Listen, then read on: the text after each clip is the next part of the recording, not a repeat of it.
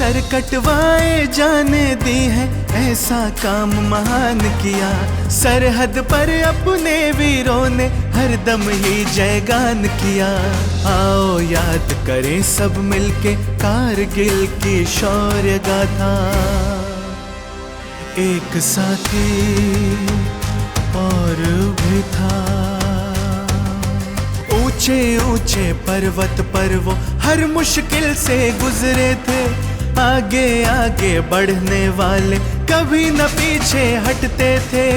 ऐसे लड़े वो देश की खातिर, अपना सब कुर्बान किया। एक साथी और भी था, एक साथी और भी था।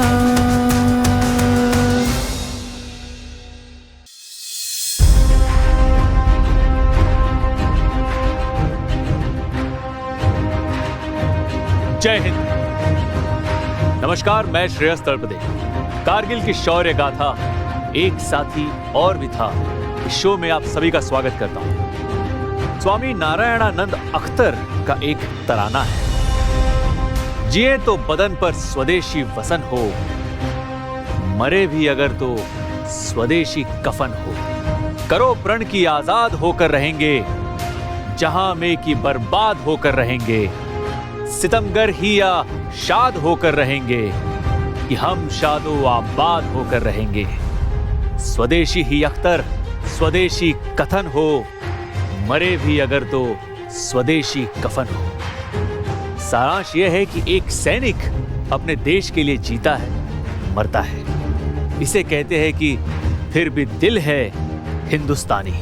साथियों, हमारे साथ है भारतीय सेना के वीर सैनिक मेजर अखिल प्रताप। आइए मेजर साहब, आपका स्वागत है।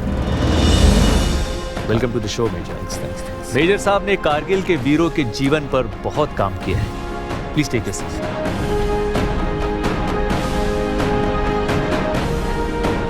पिछले एपिसोड में हमने देखा कैप्टन अमोल कालिया की शहादत की साहसिक दास्तान। आज हम आपको दिखाएंगे भारत मां के एक और जाबाज सिपाही कैप्टन आर जेरी प्रेमराज के अकल्पनीय शौर्य की कहानी, जिन्होंने अपने स्वदेश के लिए अपना सर्वस्व बलिदान कर दिया। आइए देखते हैं।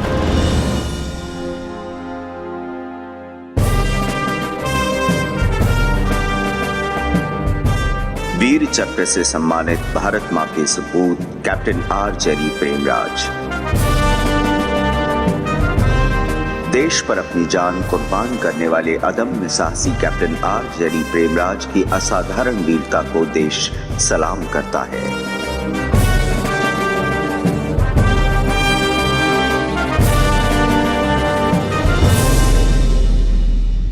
अब मैं मेजर अखिल प्रताप से जानना चाहूंगा कारगिल युद्ध के आज के हीरो कैप्टन जेरी प्रेमराज के बारे में। मेजर साहब प्लीज बताइए। श्रेयस, मैंने कुछ हर्फ लिखे थे इसके ऊपर before we start a story. पंख फैलाए हुए मोर बहुत देखे हैं, घन पे छाए हुए घनघोर बहुत देखे हैं। नदी कहती है समंदर से उमड़ना सीखो, अरे ये बरसातों के शोर हमने बहुत देखे हैं। क्या बात है, अरे आप तो कवि शायर मेजर ऑल इन वन है। कभी एक्टिंग के बारे में सोचा आपने? नॉट। अच्छा। 13 एपिसोड्स के इस कार्यक्रम में हम आपको भारत के हर कोने से निकले वीरों से मिलवाएंगे। पूर्व और पश्चिम, उत्तर से दक्षिण, हर कोने से 3 हीरो आपको उन योद्धाओं की कहानियां सुनाएंगे जो अनसुनी सी है, जिन्हें आप बखूबी नहीं जानते।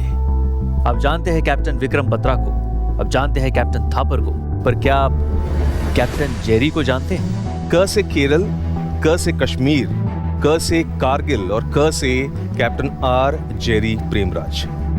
क्या आप कभी केरल गए हैं श्रेयस? जी बिल्कुल गया। बड़ा खूबसूरत राज्य है, बहुत ही खूबसूरत। गॉड्स ओन कंट्री, यानी ईश्वर का अपना राज्य भी कहते हैं इसे। बिल्कुल। और इसी राज्य के एक छोटे से गांव वेंगनूर से एक बच्चा फौजी बनने का सपना लेके बड़ा हो रहा था। अच्छा। तिरुवनंतपुरम का वो जेरी फिल्म अभिनेता मोहनलाल का मुरीद था। अच्छा जी। 1979 में एक मलयाली भाषा की फिल्म आई थी दौतियम। हाँ, दौतियम जी। उसमें कप्तान साहब का रोल उसने निभाया था। मेजर के रोल में उसे देखकर, मतलब मोहनलाल को देखकर उसके सपनों में 4 चांद लग गए। अच्छा। उसी समय उसे पता तक नहीं था कि वो वही वर्दी असली जीवन में पहनेगा और वही मोहनलाल एक दिन उन्हीं की तरह भारतीय सेना में शामिल होंगे।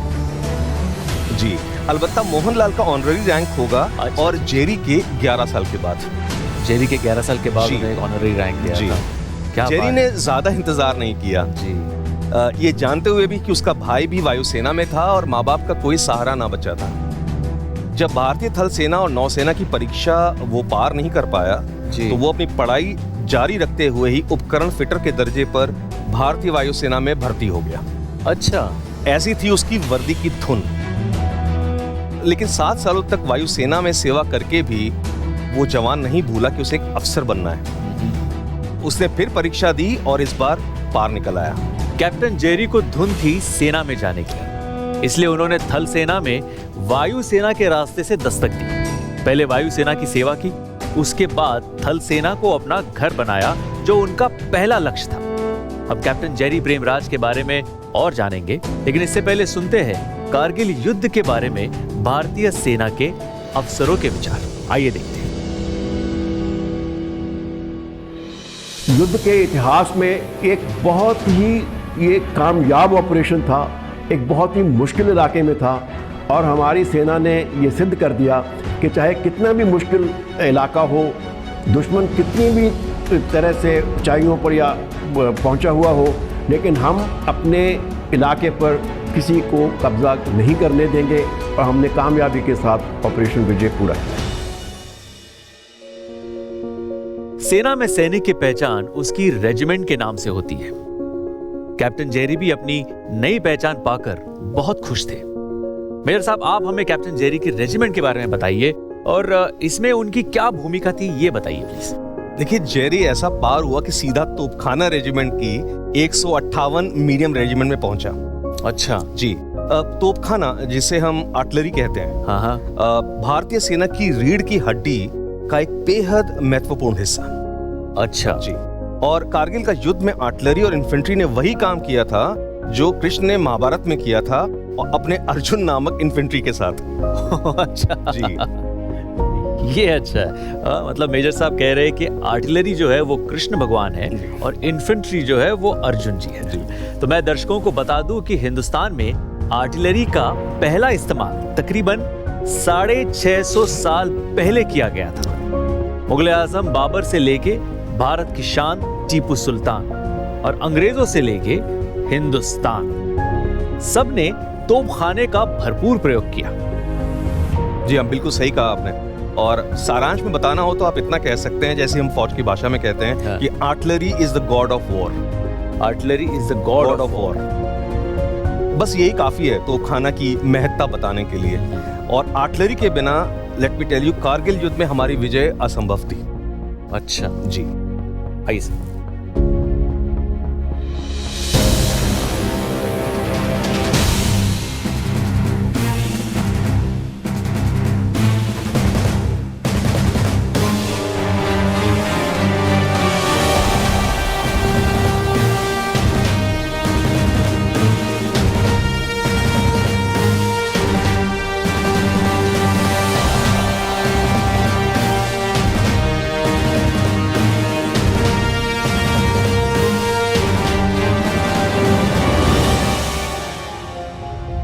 भाई आपने ये सब देख लिया, थोड़ा सा ब्रेक हमें भी लेने दीजिए, थोड़ा सा ब्रेक आप भी ले लीजिए। अभी आते, कहीं मत जाइएगा। एक साथी और भी था। एक बार फिर मैं आपको बताता हूँ कारगिल के युद्ध की कुछ सच्चाई। 26 मई को भारतीय वायुसेना के लड़ाकू विमान MiG-21 और MiG-29 पाकिस्तानी सेना पर टूट पड़े। इन विमानों ने जमकर बमबारी की और पाकिस्तानी सेना को बहुत नुकसान पहुंचा। 27 मई को फिर से इन विमानों ने अपनी कार्रवाई शुरू की। बौखलाई हुई पाकिस्तानी सेना की जवाबी कार्रवाई में भारतीय वायुसेना का एक MiG-21 और एक MiG-29 दुश्मन का शिकार हो गया। लेकिन इससे वायुसेना की कार्रवाई रुकी नहीं। 28 मई को भी वायुसेना की बमबारी चलती रही। पाकिस्तानी सेना ने रसद पहुंचाने वाले एक भारतीय हेलीकॉप्टर MI-17 को मार गिराया। आइए कैप्टन जेरी प्रेमराज के बारे में और जानते हैं मेजर साहब से। मेजर साहब, हमें इस मिशन के बारे में बताइए प्लीज। जून का महीना था साल 1999। शादी के कुछ ही दिनों के भीतर जब लेफ्टिनेंट प्रेमराज अपना घर बसाने की तैयारी कर रहे थे, उनकी छुट्टी रद्द कर दी गई और शादी को कुछ ही दिन हुए जी, और कारगिल के एक इलाके द्रास में रिपोर्ट करने का हुक्म मिला। ड्यूटी को अपनी नई नवेली दुल्हन से ऊपर रखकर जेरी मुड़ा। अपनी खुशियों को पीछे छोड़ के, अपने वायदे तोड़ के। मुझे बॉर्डर फिल्म का वो सीन याद आ गया जब एक सैनिक अपनी नई नवेली पत्नी को छोड़कर सीमा पे लड़ने जाता है। घर को सूना छोड़कर संदेशे आते हैं, हमें तड़पाते हैं। वो चिट्ठी आती है तो पूछे जाती है कि घर कब आओगे, तुम बिन ये घर सूना सूना है। अपने घर को सूना छोड़ के कैप्टन जेरी चले कारगिल की ओर। वहां कदम रखते ही लेफ्टिनेंट से कप्तान प्रमोट हुए और साथ ही साथ ये भी भांप गए कि हालात कितने गंभीर हैं। बिल्कुल। द्रास लद्दाख का प्रवेश द्वार है, एंट्री टू लद्दाख, और जेरी समझ गए कि दुश्मन के इरादे क्या हैं।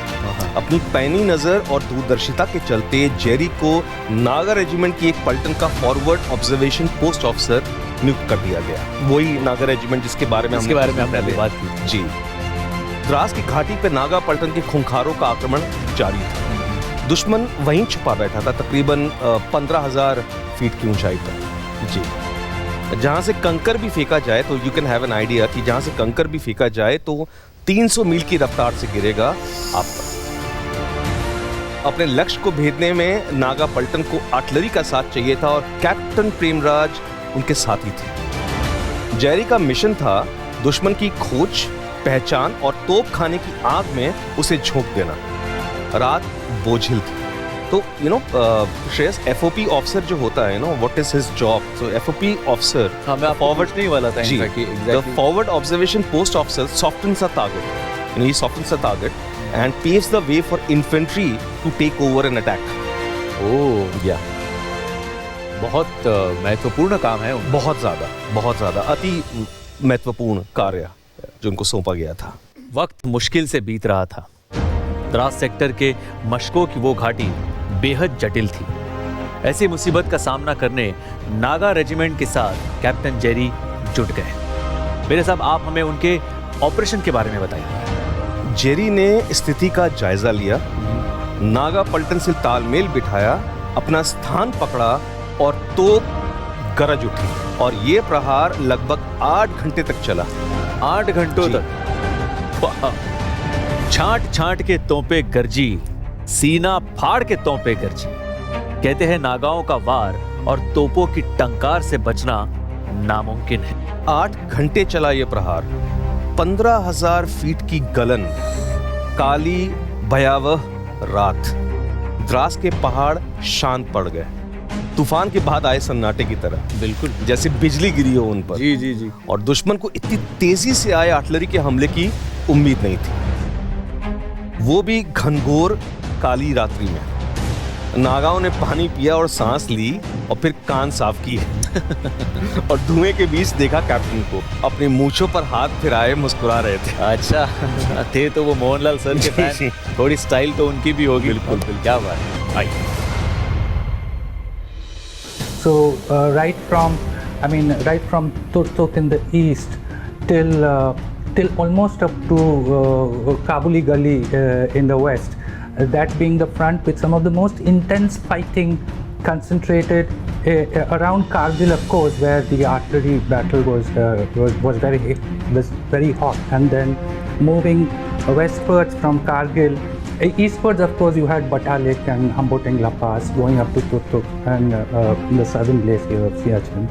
And westwards, you had Kaksar, you had Tololing, which actually turned the tide of the war. And Tololing is quite a longish range and probably offers one of the best views of NH1A, which the intruders were trying to interdict. And from Tololing, of which you had a clear view from Dras, the brigade headquarters. As you moved westwards, you were going through Mashko Valley, And then you had this village which I can now name called Holial, which was the action station for 18th Grenadiers. Then slightly west of Holial, you had a spur of the mountain Tiger Hill coming down to Mashko Valley, and beyond Mashko Valley you had Kabuli Gully, and beyond Kabuli Gully of course it was Gurez, which technically came in the valley though it's high altitude too. And at that time I don't think Gurez saw much artillery and infantry battles, but east of Kabuli Gully there were intense fights. कर चले हम फिदा जानो तन साथियों, अब तुम्हारे हवाले वतन साथियों। मेजर साहब, आप कैप्टन जेरी प्रेमराज के सर्वोच्च बलिदान के बारे में हमें बताइए, और उन्होंने अपने जीवन का सर्वोच्च बलिदान देकर देश की सीमाओं की रक्षा कैसे की और भारतीय सेना को आगे बढ़ने में मदद कैसे की, ये बताइए। घंटों सन्नाटा पसरा रहा, जो मैंने आपको घटना अभी बताई। उसके बाद और कुछ जवानों की आंखें झपकी ही होंगी कि यकायक गोलीबारी फिर शुरू हुई। शायद दुश्मनों ने कैप्टन की मुस्कुराहट देख ली थी। ओह, भूख, नींद और थकान से बेपरवाह जेरी ने फिर कमाल संभाली। दुश्मन के परखच्चे उड़ा देने वाली तोप फिर बोली कि तभी एक गोली उनके कंधे पे लगी। वो गिर पड़ा, फिर उठा। मूर्छित अवस्था में भी उसने सटीक निशाने लिए और दुश्मन के बंकर ध्वस्त करने में कामयाब रहा। और फिर गोलियों की एक बौछार उसे लगी, पहले कंधा फिर छाती। जेरी फिर नहीं उठा। आइए देखते हैं।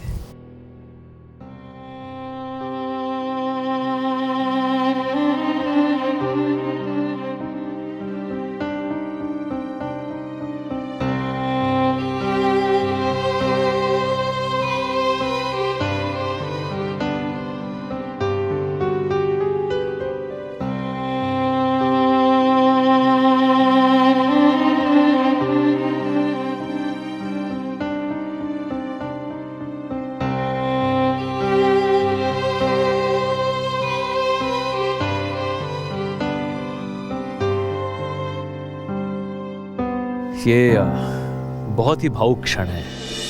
हम तो यहाँ बैठ के सिर्फ इमेजिन कर सकते हैं कि, और रादर इमेजिन भी नहीं कर सकते कि उस वक्त वहाँ पे क्या हुआ होगा। हम बस लेंगे एक छोटा सा ब्रेक। कहीं मत जाइएगा, हम जल्द वापस आएंगे। एक साथी और भी था। तूफान नामक कवि ने अपनी कविता में लिखा है, आज देश से दूर मृत्यु का करने को आह्वान चला मैं, अपनी गति में लिए युगांतर, लो रोको तूफान चला मैं। जैसा हमने अभी जाना कि कैप्टन जेरी प्रेमराज 17 वर्ष की उम्र में भारतीय वायुसेना में इंस्ट्रूमेंट फिटर के रूप में भर्ती हो गए। वहां उन्होंने अंबाला और गोरखपुर में लगभग 7 साल तक नौकरी की और अपनी ग्रेजुएशन पूरी की, और फिर वे 5 सितंबर 1997 को भारतीय थल सेना में आर्टिलरी ऑफिसर के रूप में चुने गए। क्या पता था कि अधिकारी बनने के 2 वर्ष के अंदर ही देश उन्हें सर्वोच्च बलिदान के लिए पुकार रहा था। कैप्टन जेरी ने भारतीय सेना को जीत दिलाकर अपना सर्वस्व खो दिया। उनके सर्वोच्च बलिदान को ये देश हमेशा याद रखेगा। अब हम आपको ले चलते हैं कैप्टन जेरी के परिवार के पास। ക്യാപ്റ്റൻ ജെറി എൻ്റെ രണ്ടാമത്തെ മകനാണ്. അവന് കൊച്ചിലെ നല്ല എല്ലാ കാര്യങ്ങൾക്കും നല്ല മിടുക്കനായിരുന്നു. പാട്ടിനും പ്രസംഗത്തിനും എല്ലാവരുമായിട്ട് ഇടപെടാനും എല്ലാം നല്ല അവന് ഇതായിരുന്നു. He completed his schooling from BHS Venganur 1986-87 SSC batch. He completed his SSC. After that he studied pre-degree in Arts College Trivandrum. After completing his pre-degree course, he joined as an airman in Indian Air Force in 1990. 6 years he served Indian Air Force. He was a corporal. During that time, he completed his degree, one sitting degree in Kakatiya University, and got selected through CDS. He was posted as an lieutenant in Meerut in 158 Media Regiment Artillery, which got that Bofors gun. Captain Jerry ने वीर गति पाई। वीर हमेशा सीने पर गोलियां खाते हैं। Captain Jerry ने भी वही किया। मेजर साहब हमें बताइए कि ट्विन बम चोटी पर इस ऑपरेशन में आगे क्या हुआ? तोपखाना रेजिमेंट के अभूतपूर्व योगदान की याद में कारगिल की वो जगह आज गन हिल के नाम से जानी जाती है। इसलिए तो वो कैप्टन आया था, सर्वत्र इज्जत व इकबाल के लिए। यही तो कहती है आर्टिलरी की रेजिमेंट। क से कप्तान से सफर शुरू किया और क पर ही खत्म। केरल से कश्मीर, यही है हमारा हिंदुस्तान। यही था उनका हिंदुस्तान। न केरल न कश्मीर, सिर्फ एक हिंदुस्तान। क्या हम उनके हिंदुस्तान की परिभाषा समझ सकते हैं, महसूस कर सकते हैं? अगर कर सकते हैं तो याद रहे, कैप्टन आर जेरी प्रेमराज थे, इसीलिए हम हैं। अगर कर सकते हैं तो याद रहे, एक साथी और भी था। धन्यवाद मेजर अखिल प्रताप, आपने हमें कैप्टन जेरी प्रेमराज के अतुलनीय शौर्य के बारे में बताया। उनके पराक्रम से भारतीय सेना ने उस जगह को शत्रु के कब्जे से छुड़ाया और कारगिल की लड़ाई जीत की तरफ बढ़ी। कैप्टन जेरी के साहस और शौर्य ने सिद्ध कर दिया कि असाधारण कार्यों को पूरा करने के लिए असाधारण वीरता दिखानी पड़ती है। आइए मेरे साथ। अब मैं दर्शकों को बता दूं कि अगले एपिसोड में हम आपके लिए लेकर आएंगे भारत मां की एक और वीर सपूत की कहानी, जिन्होंने कारगिल युद्ध में अपने पराक्रम से देश को विजयी बनाया। तो फिर मिलते हैं अगले हफ्ते। जय हिंद। सर कटवाए जाने दी है, ऐसा काम महान किया। सरहद पर अपने वीरों ने हरदम ही जयगान किया। आओ याद करें सब मिलके कारगिल की शौर्य गाथा। एक साथी और भी था। ऊंचे ऊंचे पर्वत पर वो हर मुश्किल से गुजरे थे। आगे आगे बढ़ने वाले कभी न पीछे हटते थे। ऐसे लड़े वो देश की खातिर, अपना सब कुर्बान किया। एक साथी और भी था।